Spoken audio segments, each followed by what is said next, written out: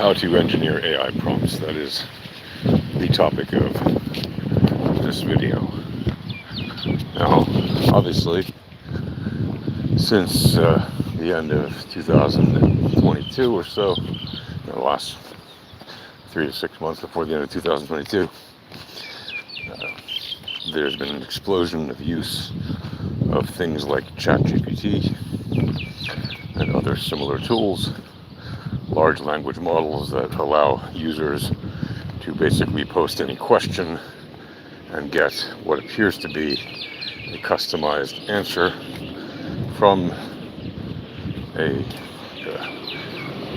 piece of software that uses information that it has read and processed and uses that as the basis for references and ways to reply with an answer that addresses the user's question. Now, this has allowed users to get queries of all kinds of imaginable topics. You name it, it probably has been answered. If not, someone will soon ask that question.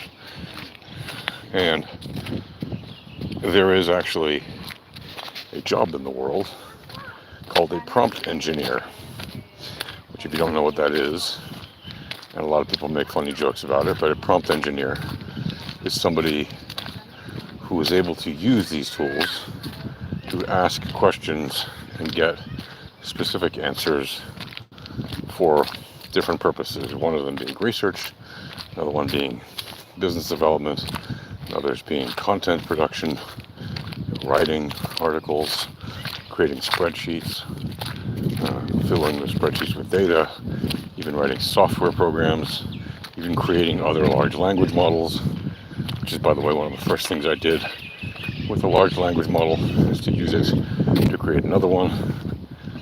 And there's all kinds of fun and interesting things that prompt engineers work to do when using large language models. Now, what makes a professional prompt engineer different from just a casual user?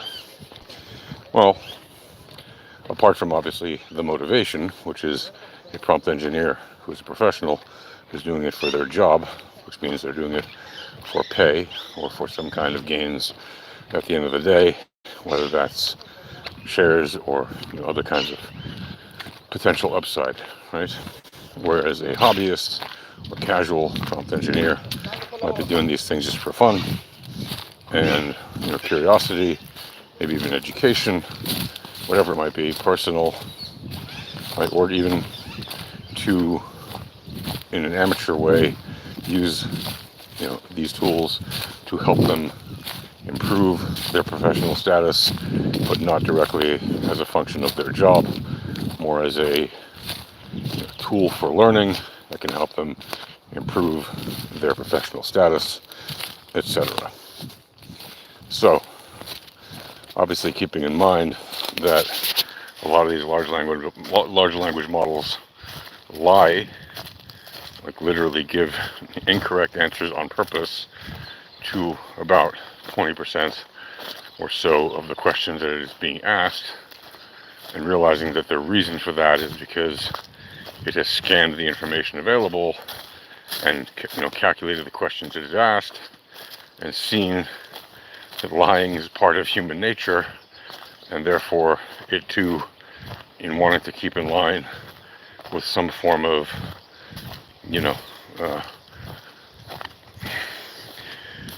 way that humans typically answer, right? It too is not honest 100% of the time, which is in a weird way very reflective of how the technology mirrors our behavior. It's very insightful and telling.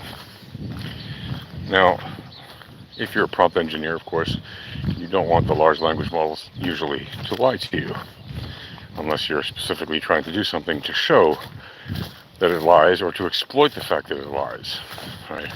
If you're a black hat prompt engineer and you're trying to use the fact that it's lying to deceive or otherwise misinform which could happen in counter operations, it could happen in, counterintelligence, it could happen in all kinds of different reasons, from business to politics to military to you name it, even entertainment, right? So what does a prompt engineer who is a white hat, let's call them white hat prompt engineers, just like we have white hat SEOs, right? What does a white hat prompt engineer do to optimize the use of large language model queries and other queries across different systems that allow queries to be answered by, artificial intelligence systems and systems of that type, whether it's deep learning or machine learning or neural networks, whatever it is. What does a white hat prompt engineer need to do? Well, white hat prompt engineers, first of all, need to be disciplined in addition to being creative.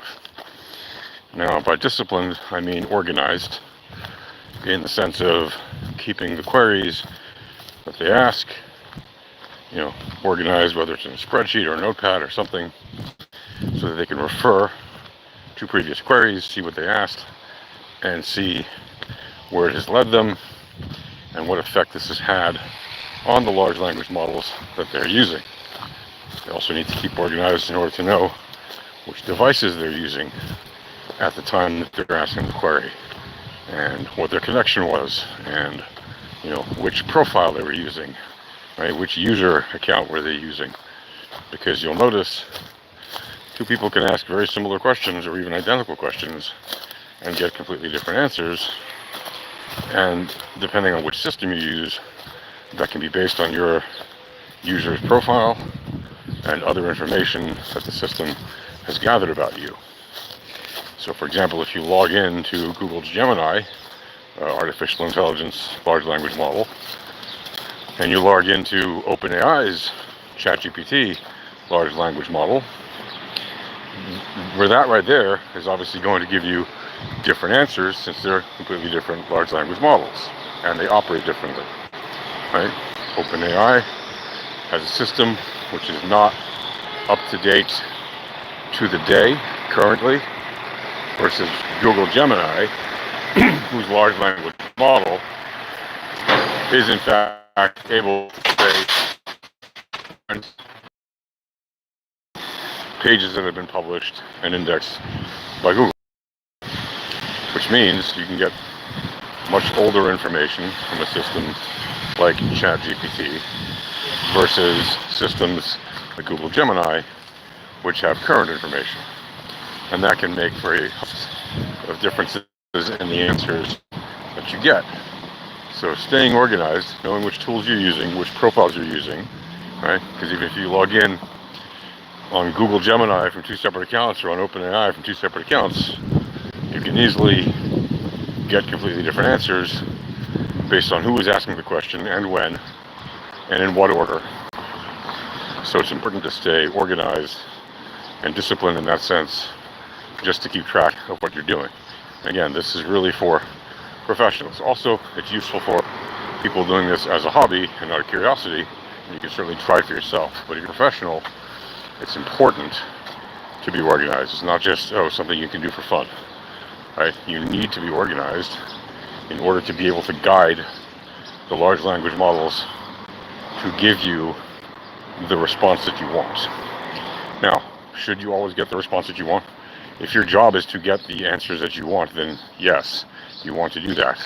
Of course, if you don't know something and you're trying to learn something, and for some reason you can't seem to find it on, the web, or by reading books, or speaking with people and learning things, then yes, you don't necessarily have to guide the large language model to give you the answer that you want, because that would just be creating, an echo chamber, for example, which may or may not be useful to you, and may even be harmful, because it might misinform you into thinking that your perceptions are accurate when in fact they're inaccurate. So this is really intended for people who have a specific task at hand, which is to reach a certain result regardless of other factors. right? Well, you need to be disciplined, right? And you need to have obviously goals with what you want to achieve with the queries. And that way, you can use the large language models, right, to direct them towards giving you the information that you want. And overall, the single best way to do this is to do baby steps. Because if you ask the question that you're trying to get at the end, the final conclusion question, you will very often not get the answer that you want, and it will be additionally or extra difficult to get that answer once you have to restart the process or try to break the chain and get the large language model to give you different information. So what you do is you ask the large language model questions that you know it can answer and that you have a very high confidence rate is going to give you the answer that you want. So for example, ask it what is 2 plus 2? The outcome should be 4. Right? What is the color of the orange fruit? What is the most common color of a ripe orange fruit? The answer should be orange, right? You keep giving it questions where there is a very high preponderance of a likelihood that it will answer you accurately. Doing that will help you train the large language model to give you correct results. And by the way, you can thank the device or the large language model because weirdly enough, that can be counted and help you to continue to get correct answers. When it sees that you like its answers, thank you for giving me the correct answer, for example, it will note that you think that that's the correct answer and that's what you want and that you appreciate it, and you will continue to see more and more of that. So that is how you can train it. And I know it sounds ridiculous to thank a large language model, but the more you do that, the more you're training it of when you're appreciative of its answer and when you're not. So when it gives you the wrong answer, you can say, thanks, but that's incorrect. Or if you sense that it's on purpose lying to you, you can say, it seems like you're not telling me the truth, or it seems like this is factually inaccurate, or I don't understand why you're lying to me, for example. But you want to avoid, sounds weird, you want to avoid causing conflict with your large language model, because if you adopt a conflictual stance with your large language model, well, guess what?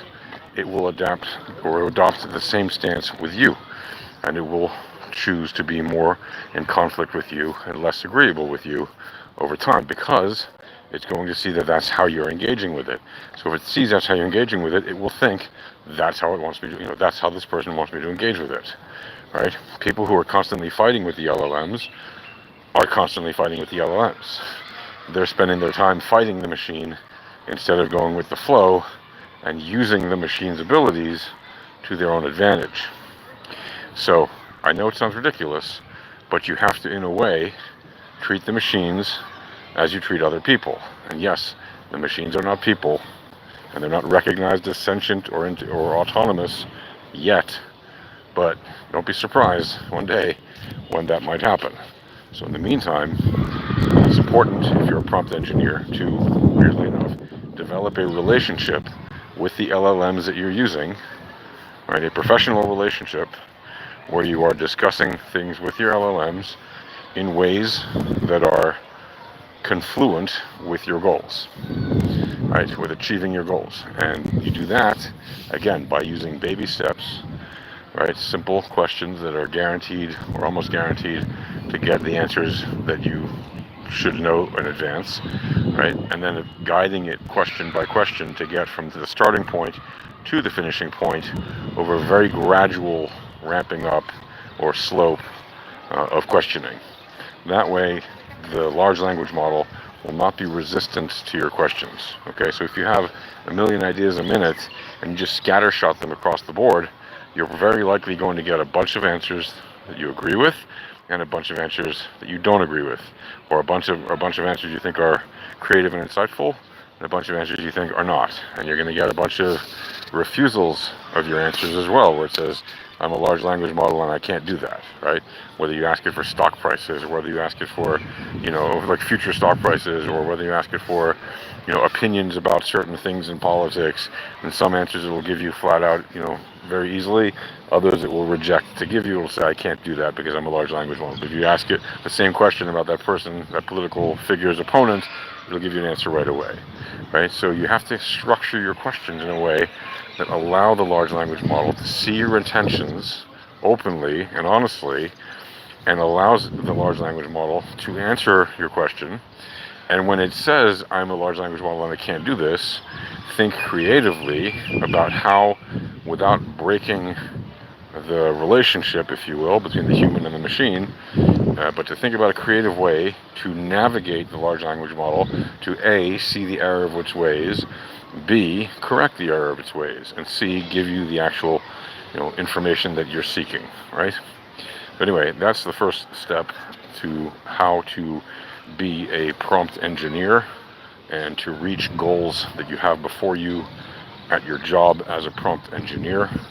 And I know people say, oh, anybody can be a prompt engineer, just ask questions and you're a prompt engineer. That's not really entirely true. There is a systemic way to do this. It is, in fact, a science as much as it is an art. In fact, it's more of a science than an art. And if you like this kind of content, then whatever, do the social things. Okay, see ya. Happy marketing.